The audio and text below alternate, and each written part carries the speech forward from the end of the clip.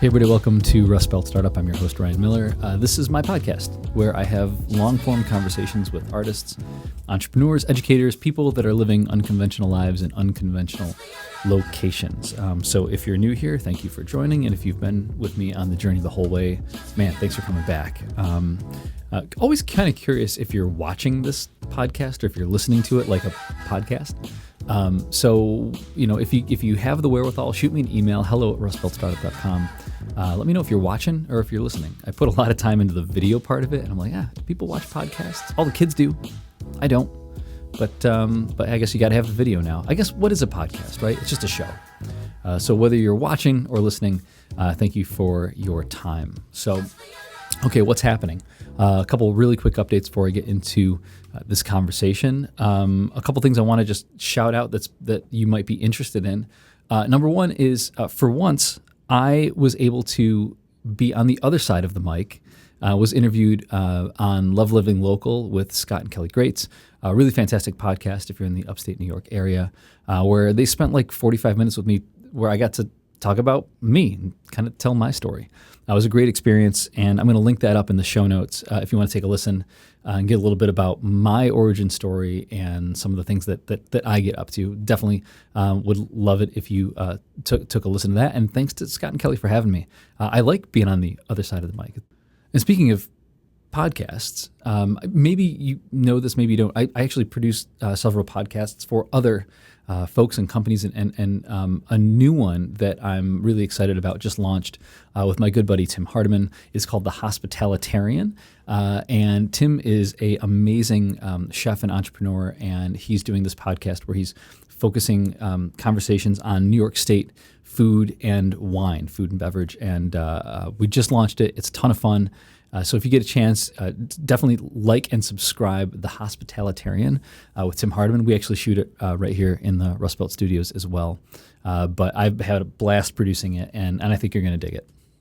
You know, as I've been taping some of these new conversations this year, like end of 2025, and I've got some in the can for 2026 already, I've always loved talking about business and entrepreneurship, but what I'm finding the interest is for me right now is kind of, digging into this question of like, what makes a great place to live? What makes a great community? What makes a good community? What are the things that certain communities are focusing on, prioritizing, and creating? And how can we take some of those lessons and maybe apply them to the places that we live? And that leads us kind of into today's conversation, which is kind of about bikes and mobility. Today, I'm sitting down with Matt Van Slyke, who's the founder of Utica Bike Rescue. And Utica Bike Rescue is, on its face, a community bike shop, right? They take bikes that are donated, they fix them up, and they get them back into the hands of people that need them. But the deeper story is really about mobility, access, and participation in a community. So Matt and I talk about why bikes matter in a city like Utica, where a surprising number of households don't have access to a car or a reliable car, and how something as simple as a bike can actually mean freedom, independence, and connection.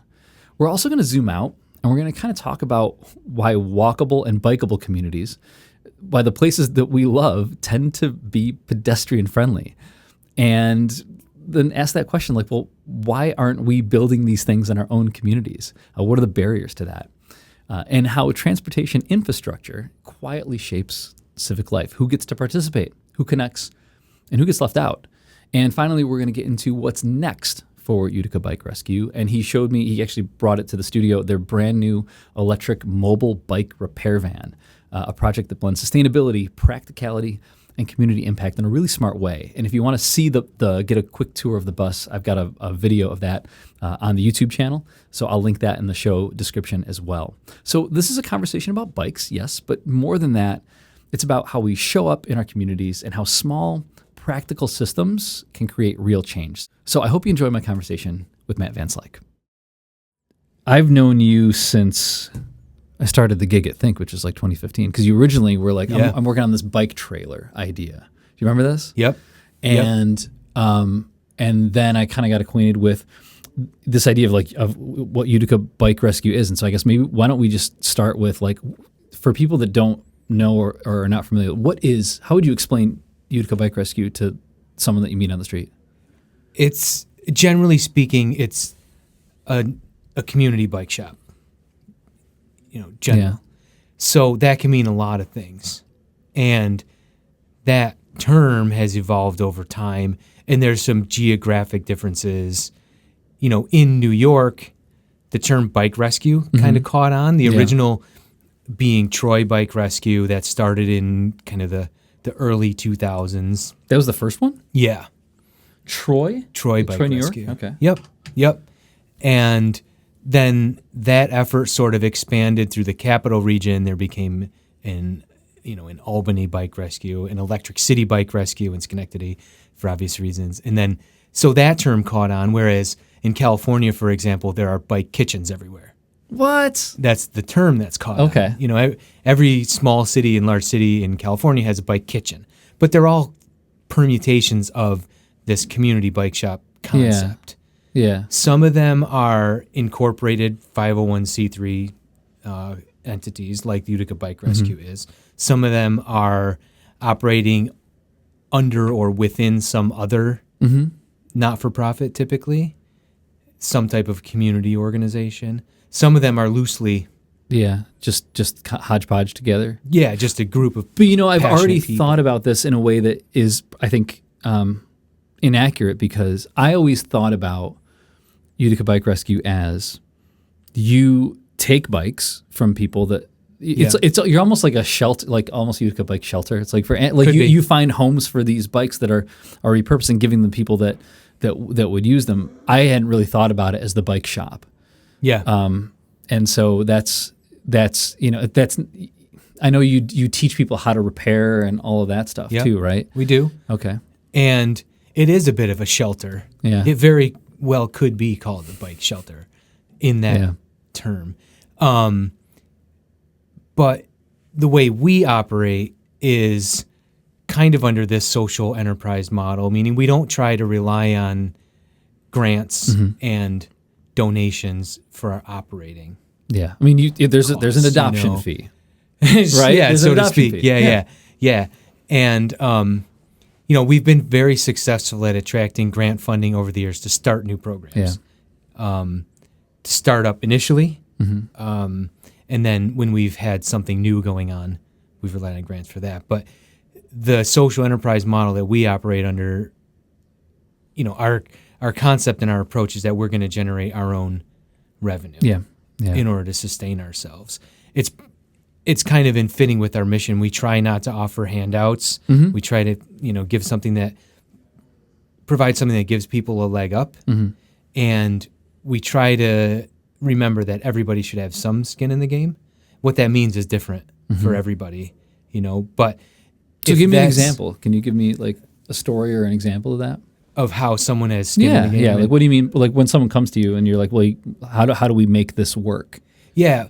The clearest example and the primary way we redistribute bikes now is through various service agencies that we've partnered with, and they will refer their clients to us that need a bike, typically for transportation to doctor's appointments and work and stuff like that. So we've developed this intake process for organizations and then a referral process for their caseworkers or staff or whoever to identify people that need a bike. And it's great because, one, we don't have bikes for everybody in the world, unfortunately. Sure. Although I could get into how generous... You guys got a lot of bikes. Yeah, I mean, it's been amazing. We're not in this like super wealthy, super affluent, big metropolitan area, but in 13 or so years or whatever we've been operating, we've never had a shortage of bikes ever. We've always had at least 200 or 300 bikes in our inventory at all times. No matter how many we give out, our inventory is always growing. So people around here are super generous, and we've seen a lot of really, really good support. Part of that, I think, is we started out with a pretty good, although loose, business plan, and we kind of took the time to think things through. We operate a few programs, and it's kind of refined over the years. But we reached out to not only like grant making organizations and typical organizations and people that support charities and stuff like that, but we put a lot of effort into building a good rapport with the bicycling community around here and other people that became supporters over the years. And I think that's part of why we've seen such a good response. It's been what? How many years have you been doing this? 2013, 13 years. 13 years. Yeah. I mean, that's crazy. You know? And we've enjoyed a ton of local support. Yeah. It's been awesome. Let me ask you this, which is maybe the obvious question, which is, why bikes? Like, why'd you where did this idea come from where you're like, your background is kind of transportation. Sure. Right? Yep. And so are you an avid cyclist or part of the bicycling community? And why were you like, this is one of the missing pieces that we need to build here? I am, yeah. And it's funny how things kind of evolve and how you learn. But my formal background, education, training, and work is in transportation planning. Okay. And specifically non-motorized modes, bicycle and pedestrian infrastructure work and that kind of stuff. Like planning for accessibility or? Yeah, accessibility, and just improved infrastructure that supports bicycling and walking as an available option in some cases, and a safe option and a comfortable option and a mainstream option. Yeah. When you build bicycling infrastructure and when you build sound pedestrian infrastructure, then it doesn't seem weird to people. Sure. Nobody wants to feel out of place or awkward. Yeah. And if you're riding around or walking around on streets that don't have bike lanes, that don't have proper sidewalks, that don't have crosswalks and signals, you kind of feel like an outsider, like you're in the way of the cars. I think that's true. And it is. Well, or it makes you feel that way. I mean, it makes you feel that way. It's just like it's true. It makes you feel that way for sure. And nobody really wants to feel like they're doing something weird or awkward or out of the norm, and they don't want to feel unsafe, and they certainly don't want to get run over or injured. But that's obvious. But the piece of infrastructure that isn't really obvious, and the reason why it's important to have visible, safe bicycle and pedestrian infrastructure is because it lets everybody know that this is something that's supposed to be happening. It's not someone that's just in your way. It's someone that's supposed to be there, and this is where they're supposed to be. Yeah, and it's an accepted part of the whole circulation of people. Yeah, the whole network. So my background is in that formally, and just informally and personally. I mean, I kind of grew up riding bikes like most, most kids in our generation did, and did some BMX racing as a kid. I've done some mountain bike racing, some road bike racing, and triathlon racing and stuff like that. But more importantly, to me, a bike has always been a sign and a symbol of freedom. Yeah. I could go anywhere I want. It certainly was when you were a kid, right? That was your ticket to freedom. For sure. Yeah. You could literally just go, it felt like anywhere you want to. Yep. Yeah. And I got away from it for a while, like a lot of people do, especially for transportation purposes and stuff. But then it comes back, and then you realize that it's just a nicer way to get around on short trips sometimes. And so I've always been kind of just personally interested in that way. But then when I was living in Albany and going to graduate school out there, that's when the Troy Bike Rescue, the original bike rescue community bike shop in New York, was getting started. And the founder of that, named Andrew, was operating it out of a van that he had purchased and kind of repurposed into a mobile thing. And he was parking it in neighborhoods in Troy. And then kids would just kind of come out and they'd, him and his buddies and other volunteers would fix up the kids' bikes, and it was cool. super informal. And then they formalized and incorporated. They got a building, and they've grown, and they're still operating, and they're still very, very successful. But I was in the area then and had a chance to just sort of hang around and help out when I could. And that was like 2003 and 2004-ish. So the idea was in my head all along, and then I moved around, left there, finished school, left there, ended up back here, and I was working here in transportation planning work. And, the opportunity just kind of came up. I had developed the time and to focus on it, and got connected with some people that knew how to help me get things up and running. And we formed a small board that included a couple of people that had bags of bike tools, and we just, started putting things together on paper. And then we got some space at the Westminster Presbyterian Church on Washington Street, and we started operating out of the basement there, hung a sign up, and just kind of started letting the word spread that we were taking donations of bikes. And I thought we would get a couple of bikes, and I'm like, this is going to be this short-term thing, and then all of a sudden we were overflowing with bikes. Well, I just think how fast my kids grow out of their bikes too, and that's exactly what was happening. It was kids' bikes and adult bikes and bikes that people had in their basements that were hanging, that they didn't want to throw them away, but they didn't know what to do with them. So they found out that we would rebuild them and redistribute them, and that seemed to resonate. So since those earliest days, we, like I said, have never had a shortage of bikes. It's been awesome. So we just kind of put things together on paper. We figured out several different ways we could redistribute bikes, turn those into programs sort of on paper, and just let it rip. What are some of those programs? That Bikes for Goodwill Organizations is the program that we use to partner with different service agencies. So they join up with us, and then their staff can refer their clients to us to get bikes. And then we have a pretty simple, streamlined process of identifying a bike for the client based on some of their basic info. And then we just kind of get them to them. And that works pretty simply. It's pretty streamlined, pretty simple. We've eliminated a lot of the barriers over the last couple of years, making an online submission form instead of them having to call. Sure. Lots of little efficiencies. That works really well. We have a bicycle repair workshop program that includes 5 workstations, basically. It's a bike workstand and a set of tools, the basic tools that you need.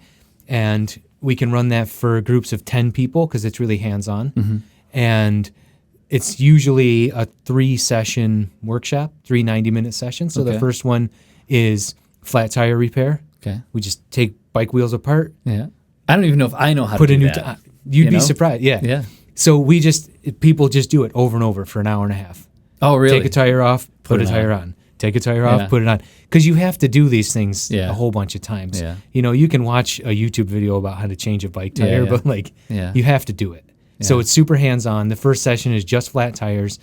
The next session is just brake adjustments, how to adjust your brakes. And then the third session is a little more detailed, and that's drivetrain maintenance, adjusting the gears and shifters and all that stuff. Yeah. And then some general maintenance and cleaning and that kind of stuff. But it works well. It's not intended to turn people into a bike mechanic per se, but it's intended to make it a little less scary to put a wrench on the bike. Sure. You know, whether it's your kid's bike, they come home with the chain came off, or they got a flat tire, or it's your own bike and you're out riding and something happens. Something starts rubbing, something starts not working properly. So it's meant for that, and it's been pretty successful. That's cool. That's very cool. Yep. Those are our 2 main kind of programs. We redistribute bikes to kids a little bit less formally. It's a lot of individual families. Yeah. Sometimes it's referrals. Sometimes it's people that have learned about us and just know that we have bikes available. We try to every year to get as many kids' bikes ready to go over the winter time when we're slower for the spring. Yeah. And then we'll often partner with some kind of different, maybe summer program or maybe a church program or some kind of school affiliated effort where we can get a batch of bikes to a bunch of kids. That's cool. That way. But that's kind of the three main ways is through those three efforts. And everything that we do is intentionally flexible. The way we do things changes all the time, and we just try to roll with it and adapt. Do you have a sense of like how many bikes you've redistributed over the course of the process? I mean, it's got to be thousands. It is in the thousands for sure. Yeah. It's several hundred a year easily. We keep track of a good portion of them. Yeah. But we also intentionally operate pretty informally, and I kind of like it that way. Yeah. You know, we're all volunteer run. Our focus is on not paperwork, but the work, bikes out the door. work. Yeah. Yeah. So we keep track just well enough so that we sort of know where we're going. Yeah. And where we've been and whether we're growing or not and whether we have to adjust. But we don't keep specific counts. Yeah. You know, we know where the bikes have gone to through formal programs like the Bikes for Goodwill Organizations program. Sure. We know exactly how many have gone to every agency because there's a referral process and there's a paper trail. But a lot of times we don't, and that's fine. Yeah. People want to be comfortable, and, you know, as time goes on, you know, no matter what you're talking about, people are just getting more and more either concerned or savvy or whatever it might be about sharing a lot of info. Yeah. So we don't want people to feel like they're being followed or, you know, so it's fine. It works well the way it is. We know that we're doing the best we can, and that's always good.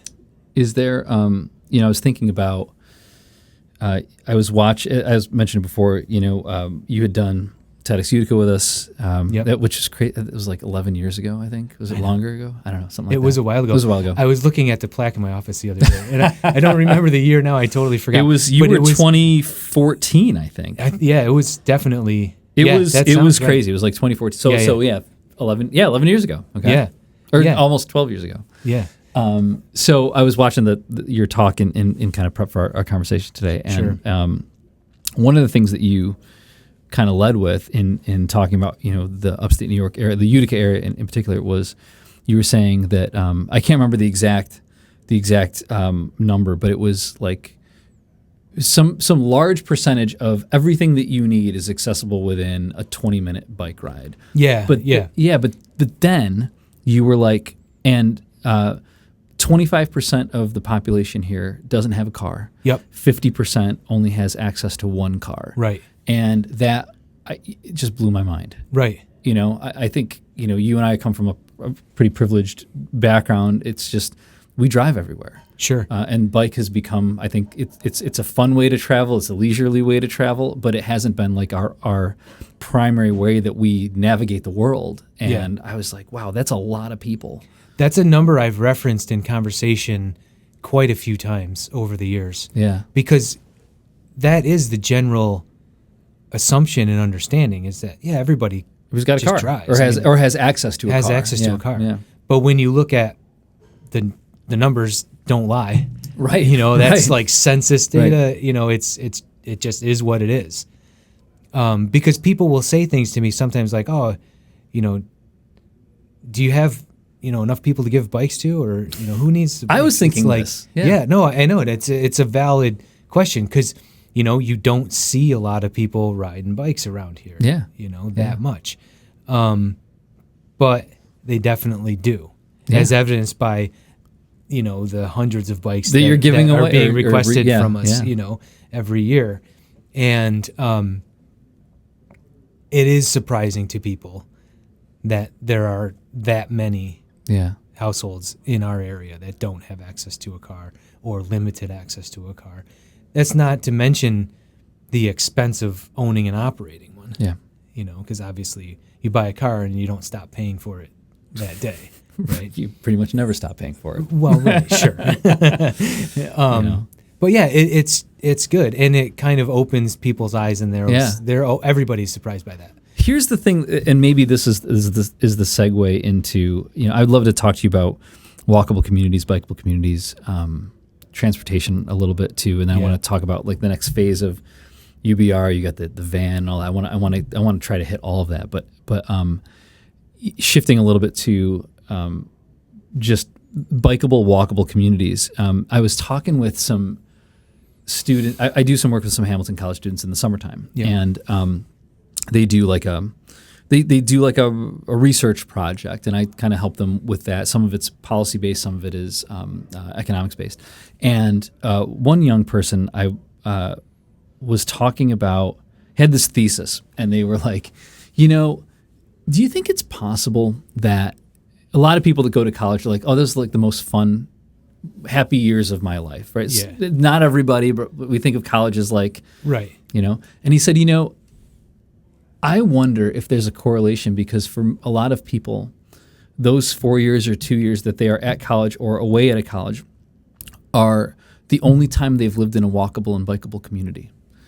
And that was their thesis. And I'll never forget that. And I just think about when you say that either, 25% don't have access to a car, 50% have access to one car, and yet the infrastructure is so tilted towards cars. Yeah.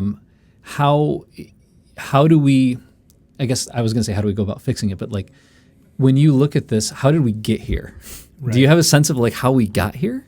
Yeah. And, the history of transportation planning and engineering and infrastructure construction in this country is a whole other episode. We don't have sidewalks in a lot of places. Well, yeah, but right.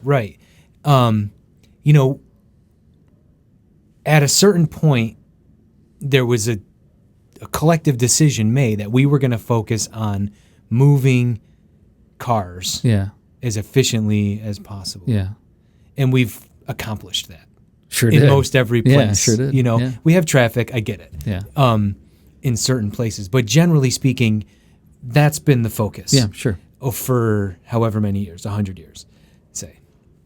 Certainly since like the post World War II era,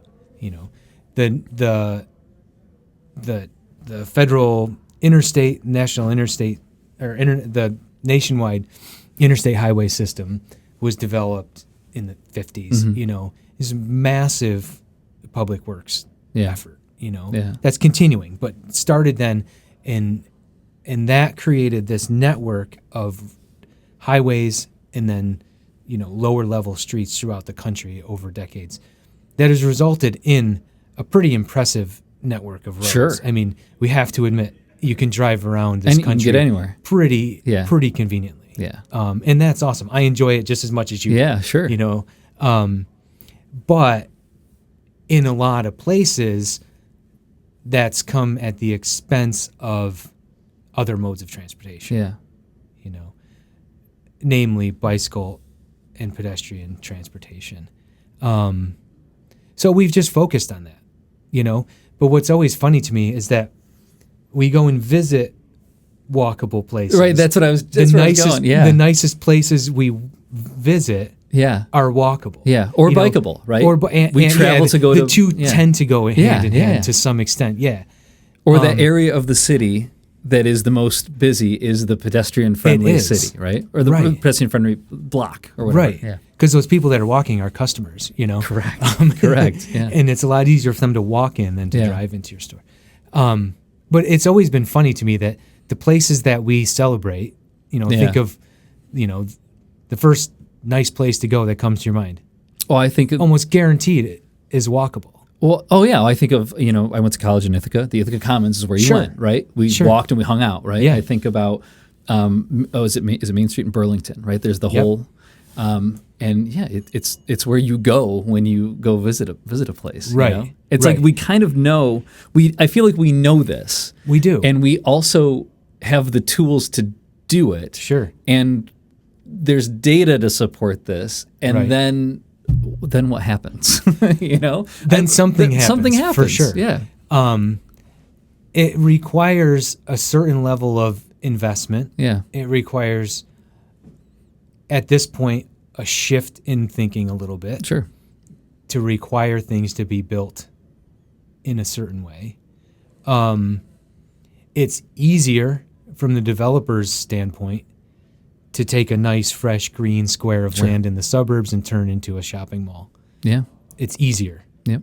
And subsequently, maybe cheaper.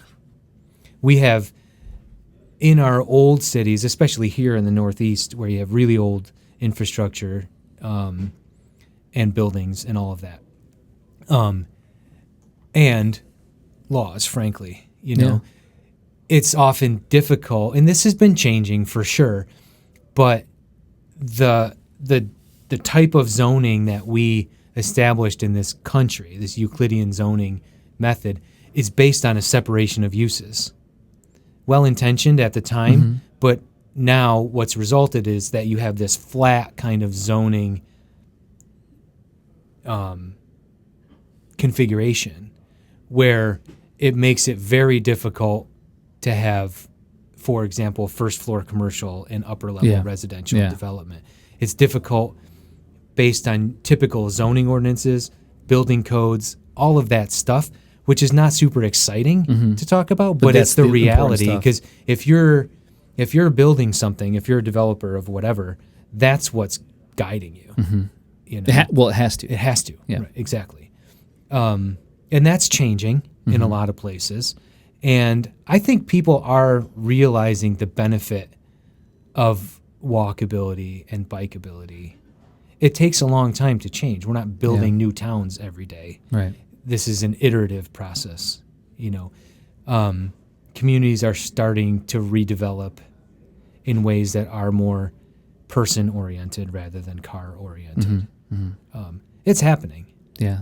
It's not always super visible. Yeah, or overnight, yeah. Right, or overnight, but it's happening. You had talked about, again, kind of going back to your TED Talk, this idea that mobility equals freedom, and that you using bikes and walkability is a way to connect people to places in a different way. I was wondering if you could maybe elaborate on that thesis in a little bit, because I agree with you, but I was just kind of curious about where you get that and what you mean by it. Well, I think if you're say you're traveling from point A to point B, right? You have a couple of ways to get there that we could talk about. You could drive there for sure. You could take a bus. You could ride a bike. You could walk. There's all different modes of transportation to get from one point to another. That experience can be very different based on a lot of things. Sure. And what happens is if you're in your car, you get in, you close the doors, you turn the radio on, whatever, stream a podcast, you're in some ways, in a lot of ways, disconnected from what's going on around you. And more so. I mean, our cars have become very, very comfortable. Yeah. So you're disconnected in a way. You get in, maybe in your garage, you back out, you never go outside. Yeah. You're walking there, you're riding a bike there, you're on the bus there. On the bus, you have some kind of interaction with people, the driver, other passengers, that kind of thing. You have to walk to get to it. Something happens along the way.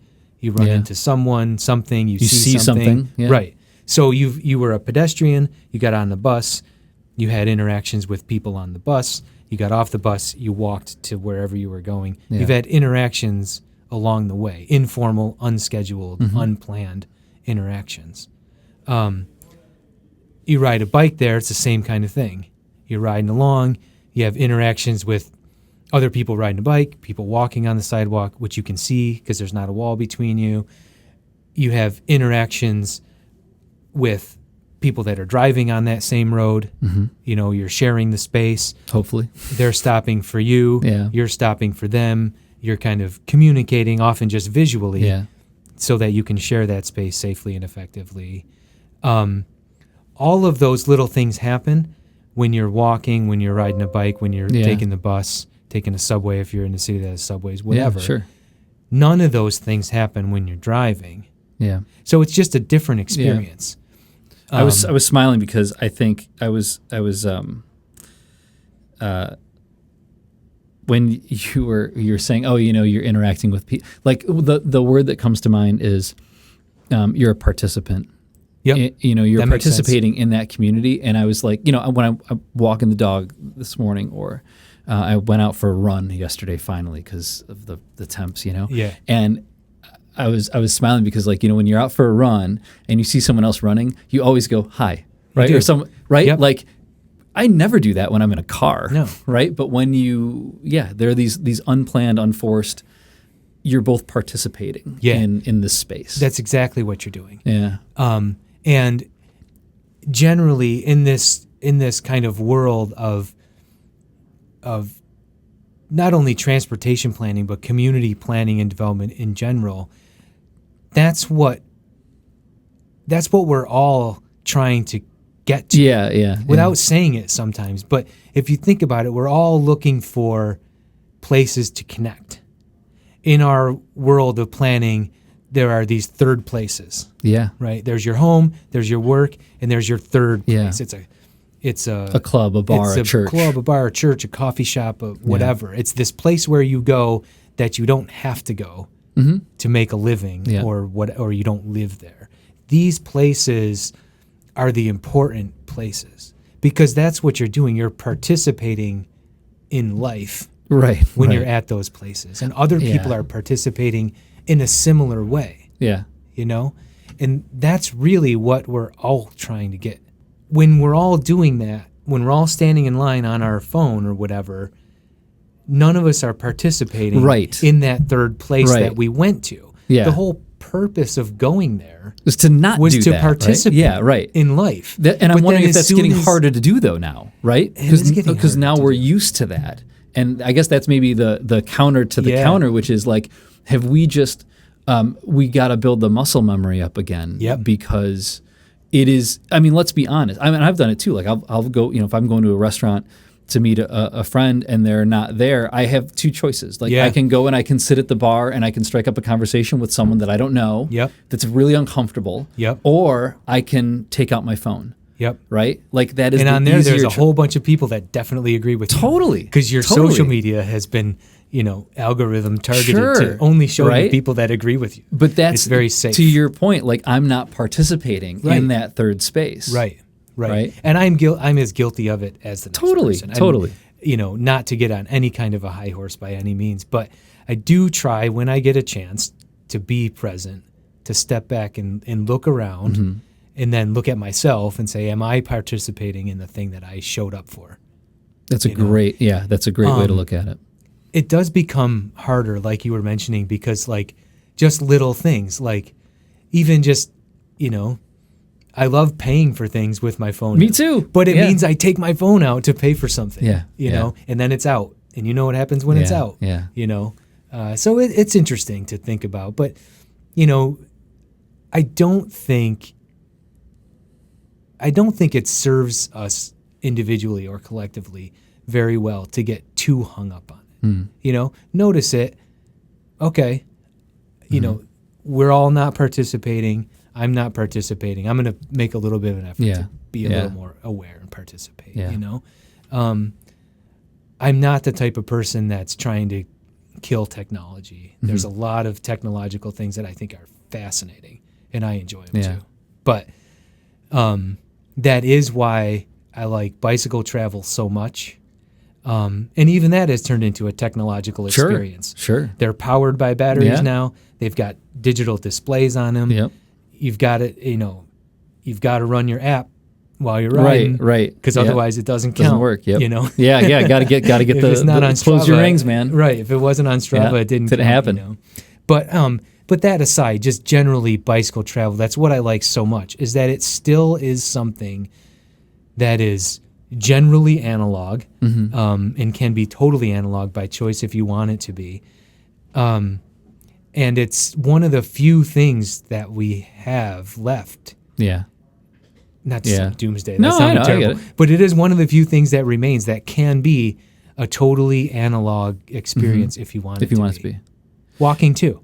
Let me ask you this. The chicken and egg problem. Sure. Is if one sees more.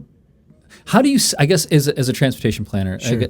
I want to get into okay, if I'm someone that's listening to this, and I also value biking and walking. Like, what are things that I can do from an average participating citizen in my community to kind of and I don't mean just write a letter. What comes to mind is this chicken egg problem is does the presence of bike racks attract more bikes? What are the things that we can do to maybe encourage non-motorized, non-car transportation wherever we are? Yeah, individually, there's one answer. Collectively, first, it is known and understood that the presence of the infrastructure encourages use. Because, like we were saying, nobody really wants to be out there in the way. Yeah. And when there's a designated place for people to walk or to ride their bike, it's more comfortable. It seems mainstream. You feel like you're supposed to be there. Yeah. You feel like other people that are using a different mode of transportation understand that you're supposed to be there. That's why we have bike lanes. That's why we put symbols on the roads where we don't have lanes. Yeah. That's why we have the signs that say bikes can use the entire lane. All of that stuff is meant to reinforce, among other things, it's meant to reinforce the notion that this mode is here also, and it's supposed to be. Yeah. So that helps. So it does help to grow the use. Yeah. That's been studied. That's been pretty well documented that does happen. That's not something you or I can do individually, although you and I could probably go out with a brush and some paint, but it might be fun, but it probably wouldn't last that long. Yeah, yeah.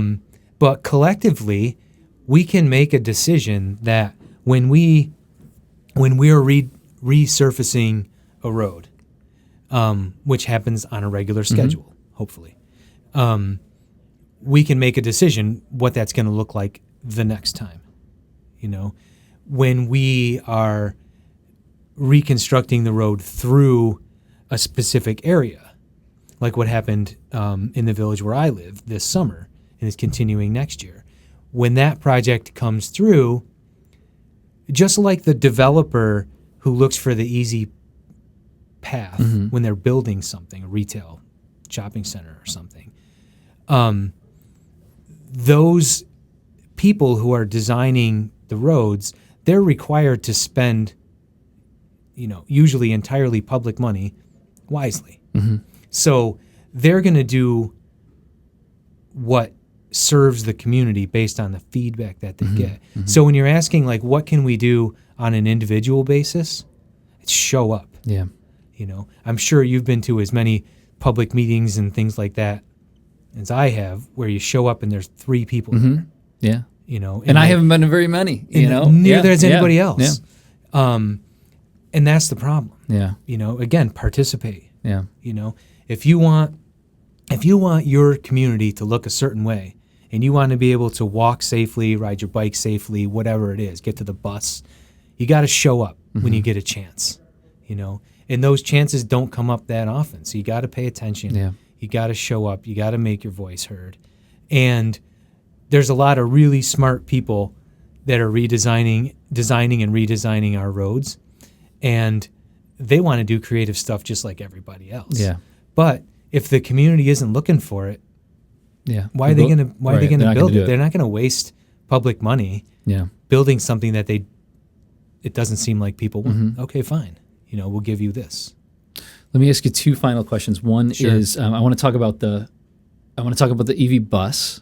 Okay. And let's talk about phase. I don't know what phase Utica Bike Rescue is now with the bus, but I would love to tell me. So I'm going to hit these 2 at one time because I think they're related. Okay. I want to know about the bus and what's next, and then I guess maybe the futurist in me. Self-driving cars are always 10 years away, and they always will be. Is the just like fusion, right? Right. But I think in your world of infrastructure, you're in EVs now. Do you see any possible future where that if that technology kind of actually arrives, that we're able to reimagine cities when we don't have to deal with so much parking and so much space occupied by cars. So I guess those are the two, maybe kind of related but not related. Yeah, maybe. First, I think there is. I don't know if we are at a point where we start imagining a carless city, and maybe we don't want to get there necessarily. I don't know, but one thing that I have noticed, and I think another thing that isn't really always at the forefront of people's mind, because you just get used to seeing space taken up by roads. Mm-hmm. And you don't ever get to see that space without the roads. So, like, it's been a long time now, but the city of Boston realized that, right? Their whole, that big dig project of half a generation ago now. They realized they're built out. They have no place to go. So by putting all of their highways underground, or a lot of their highways underground, they created all of this buildable taxable space. Space, right? City of Syracuse has been going through that question with the I-81 corridor for a long, long time. So long so that I remember, like, when I was in college, there was a student-led project that created these visualizations of what it would look like without the highway. And people were thinking, "Oh my gosh, there's so much space," And That's they did all the point. they did all the math, and they figured the acreage and the taxable value and all that stuff. It's not the cars; it's the roads, or it's could the be. roads. It's the roads. They take up a lot of space, usable space. That's a really interesting thought. Let's pivot to the bus. Tell me about the bus and what's next for UBR. So what's kind of an interesting thing that we realized was that, the way that Utica Bike Rescue operates is a little bit different than a standard retail-oriented bike shop, of course. One major difference is in our customer base. So our customers are using their bikes for transportation.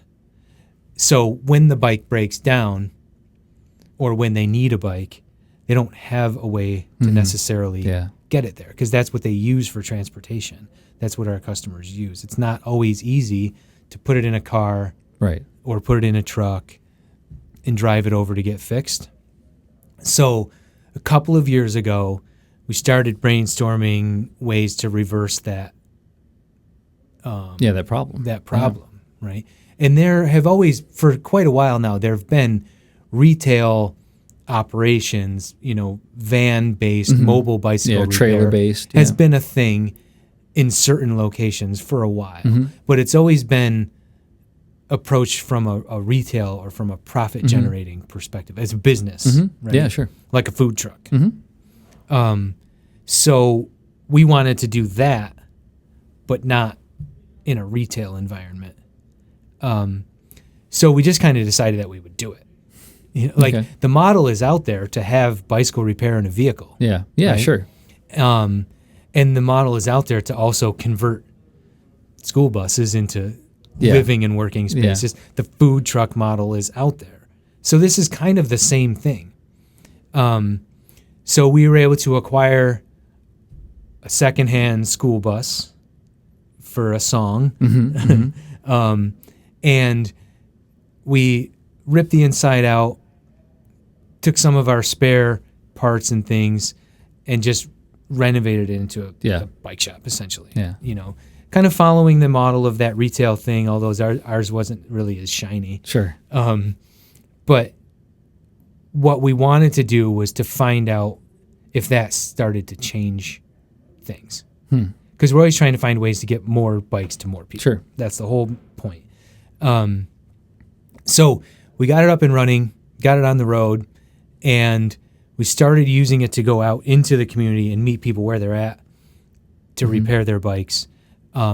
Typically, people that had gotten bikes from us through various programs that we operate. It's just easier to reach them and reach back out to them. And they trust you. And they trust us, hopefully, and we trust them. We get to know them. So it works.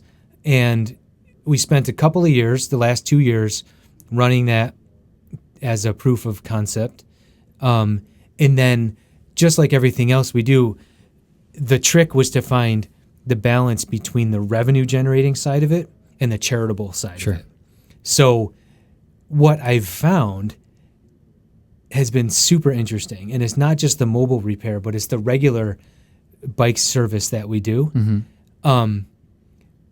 We do bike repair service for all types of bikes, current bikes, new stuff, high-end stuff. We can do all of that repair service. The difference is that we're doing it in order to raise money to support our programs. And same with the bus, the mobile repair shop bus. We've generated and we've developed a certain customer base of, market rate paying customers that that need their bike maintained. They could very well drive it to the bike shop, and I'm sure they do, and that's awesome. The bike shops in this area are our friends and always have been. But our customers enjoy the convenience, obviously. But also, what's been really nice to realize is that they often share in our mission, that they realize they've got this thing that's often recreational, and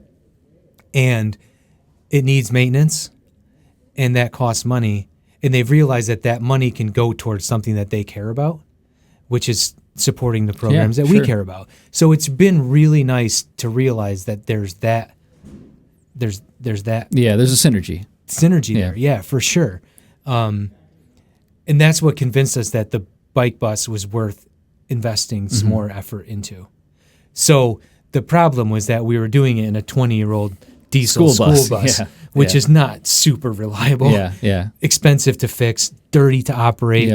The emissions of it doesn't really fit with our purpose perfectly. We'd rather be cleaner. It's just this kind of serendipitous situation. I'm coming home from a work related thing one day, and I just kind of started brainstorming, like, how can we find the resources to make this more dependable, the vehicle more reliable, and to just grow that program, So like the reliability of the vehicle was a big one. The cleanliness of the vehicle in terms of emissions was another big one. We had a functioning, mobile repair shop. That's fine, but it could be better for sure. So we've always had a good track record of attracting funds when we need to. And we've relied on that. And we were able to assemble in pretty short order enough private donations that we've generated and kind of banked for this purpose. Individual donations, because we have some very generous donors, individual donors. And then we were able to combine that with some incentives that were provided through some public funding to get dirty vehicles off the road and cleaner vehicles. We just kind of put all of that together into a nice package that allowed us to purchase this brand new battery electric cargo van. That's awesome. That we picked up in December 2025, and we're in the process right now of rebuilding it, building out the interior, and we'll launch it in the spring. And what this will do now is it makes us able to get out more reliably the way we were, like reaching out to people where they're at. But we'll now be more confident in developing a system where people can book service online. Yeah, because you can schedule a repair. We know we're going to be able to be there when we say we're going to be there. And it'll just increase that revenue generating stream, which grows everything. So the mobile repair shop for us right now is the biggest push. And you've got power. And we've got power. Yeah.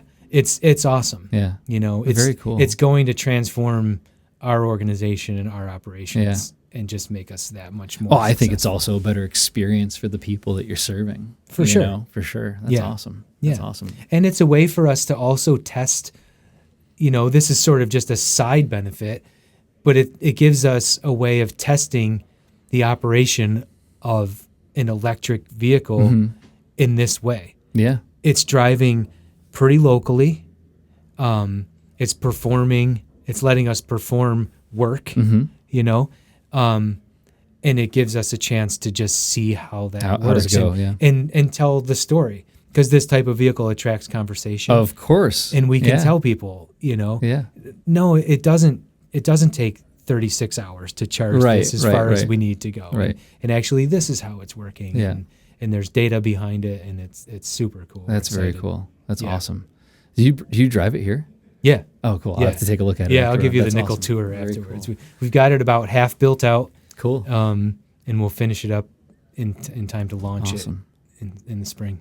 So if people want to learn more about you, where do they find you? How can they get in touch with you, whether they need a bike, have a bike, or want to get involved with the organization somehow? Yeah, best way is uticabikerescue.org. We have a nice site that has all of the info on the organization and what we do and why we do it. But it also has an easy way for folks that are connected to some charitable organization or some service agency that has clients that need bikes. There's an easy referral process. It's pretty simple, couple of online forms, and we can get bikes to people when and where they need them.